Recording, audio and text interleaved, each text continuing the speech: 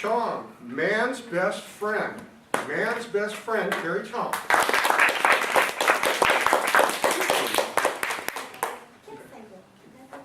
Sure. Do you want me to step out? Maybe just a little. That's good. Don't go too far. Okay. So good evening, Mr. Toastmasters, fellow members, and honored guests. Man's best friend. So when people hear the phrase man best friend, I believe an image of a dog would probably come to mind. Recently, Dr. Garrett gave a presentation called The Human/Dog Story. During this presentation, Dr. Garrett presented the idea that 35,000 years ago, wolves self-domesticated themselves, which has become today the dog that we know. At that point of history, these wolves partnered themselves with intellectually evolved humans for hunting, protection, and companionship.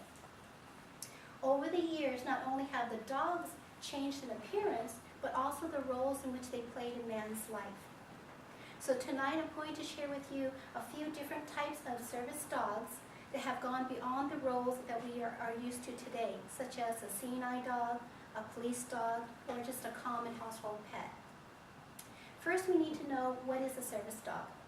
So the government defines a service dog as a type of assistance dog specifically trained to help those with disabilities. So let's begin first with dogs that are specially trained to help children with autism. While there's no evidence that dogs can change behavior, there has been many cases in which children with autism have showed dramatic improvement after working with these types of service dogs. Since children do not have a sense of danger, these dogs can help them to keep them safe by keeping them from running into the road, from straying too far from home, or just becoming so emotionally upset that they cannot function. So a win-win situation can develop from the partnership between a dog and a child, where the child gains a new friend and a protector, and the parents gain a sense of freedom and less stress knowing that a specially trained dog is watching over their child. Then there are dogs that are used for avalanche rescues. In the Alps, hundreds of people are killed by avalanches.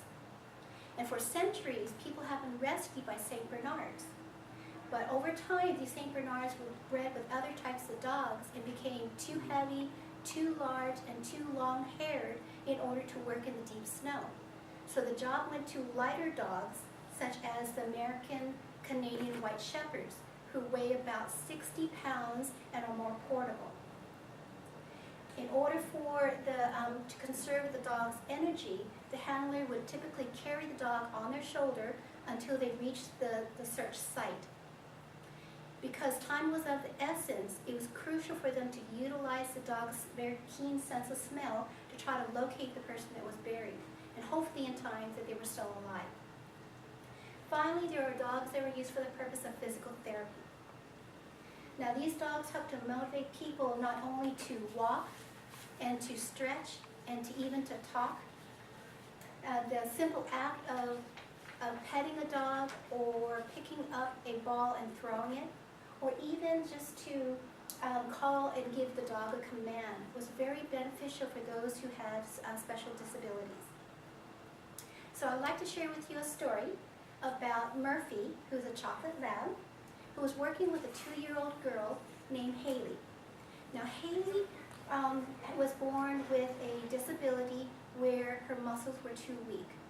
And so at one point in time, Haley just kind of gave up and did not want to go through physical therapy anymore until she met Murphy, because Murphy gave her a reason to try. So for Haley, walking changed from a job to playtime with her friend, her new friend.